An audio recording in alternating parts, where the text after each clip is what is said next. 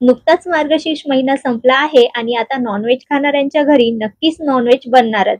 चला तर मंडळी, मी सुद्धा तुमच्या सोबत मस्त चमचमीत कमी मसाल्यांचा वापर करून मस्त चविष्ट पाहता क्षणीच बनवाल इतकी सोपी चिकन फ्रायची रेसिपी शेअर केली आहे.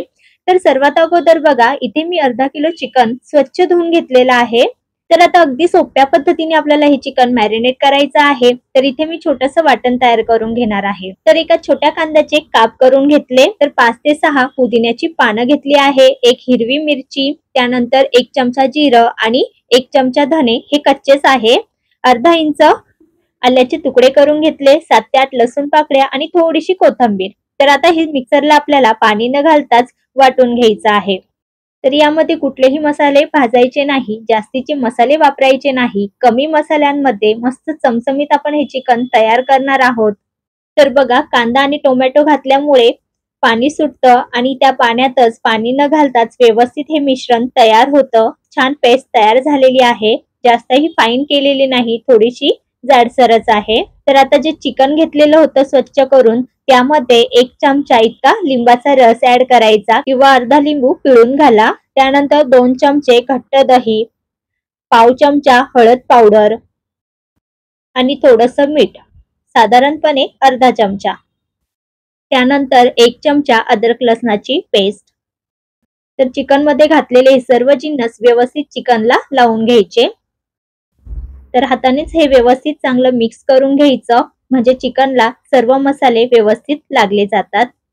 तर हे साध्या पद्धतीचं आपण चिकन व्यवस्थित असं मॅरिनेट करून घेतलेलं आहे, परंतु तयार होणारं जे चिकन आहे ते अगदी अप्रतिम असं बनणार आहे. तर इथे हे मी फक्त अर्धा तासासाठी मुरत ठेवणार आहे. तुमच्याकडे जर वेळ असेल तर तुम्ही रात्री सुद्धा हे चिकन मॅरिनेट करण्यासाठी ठेवू शकता. फक्त ठेवताना ते फ्रीज मध्ये ठेवा.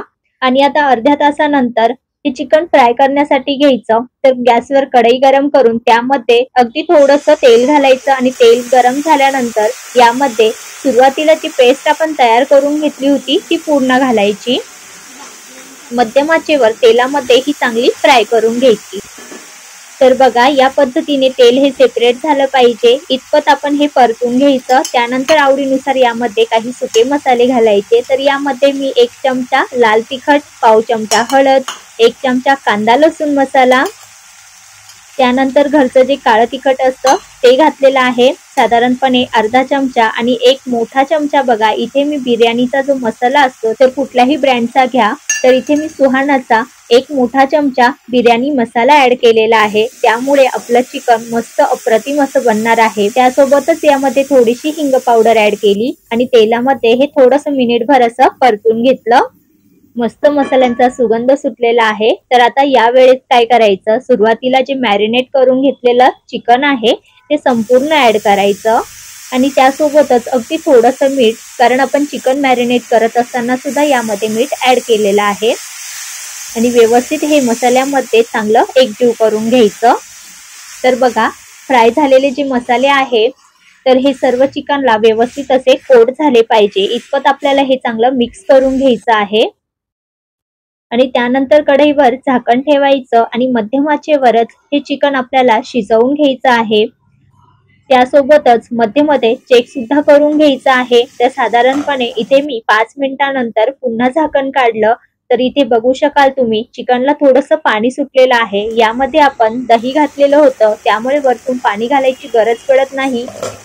दह्याला सुटलेल्या पाण्यामध्येच आपण हे चिकन पूर्णपणे शिजवून घेणार आहोत. तर इथे तुम्ही गॅस मध्यम किंवा कमी करून घ्यायचा. जसजसं चिकन हे शिजत जाईल तसतसं त्याला पाणी सुटेल आणि त्या पाण्यातच आपण हे चिकन किंवा वाफेवरच हे चिकन छान असं शिजवून घेणार आहोत. जोपर्यंत चिकन पूर्णपणे शिजत नाही तोपर्यंत आपल्याला हे व्यवस्थित असं 2 ते 3 वेळेस झाकण ठेवून चेक करून घ्यायचं आहे. तर इथे तुम्ही बघा, सुरुवातीला मध्यम आचेवर आणि नंतर कमी आचेवर 15 ते 20 मिनिटं मी हे चिकन व्यवस्थित असं शिजवून घेतलेलं आहे. तेल सुद्धा साईडने सुटायला सुरुवात झालेली आहे. तर आता इथे मी 25 मिनिटं झालेली आहे. चिकन तुम्ही बघू शकाल पूर्णपणे शिजलेलं आहे. चेक करून दाखवते. पण त्या अगोदर यावर बारीक चिरलेली कोथिंबीर किंवा पुदिन्याची पाने असेल तर ते क्रश करून घालायची. आणि चिकन शिजलं की नाही व्यवस्थित चेक करून बघायचं. बघा तर चिकन मस्त असं फ्राय झालेलं आहे. जास्तही ओव्हरकुक झालेलं नाही, ड्राय झालेलं नाही, जास्तही ओव्हरकुक केलेलं नाही, ड्राय झालेलं नाही, थोडंसं ज्युसी आहे आणि असंच हे ज्युसी ठेवायचं. खाताना एक नंबर असं लागतं. चला तर मग प्लेटमध्ये काढून घेऊ. मस्त असा सुगंध सुटलेला आहे. बघा तर मस्त चिकन फ्राय झालेला आहे. याला तुम्ही सुक्कं चिकन म्हणू शकता. चपाती सोबत, नान सोबत, तंदुरी रोटी सोबत अप्रतिम असं लागतं. तर नक्की ट्राय करून बघा.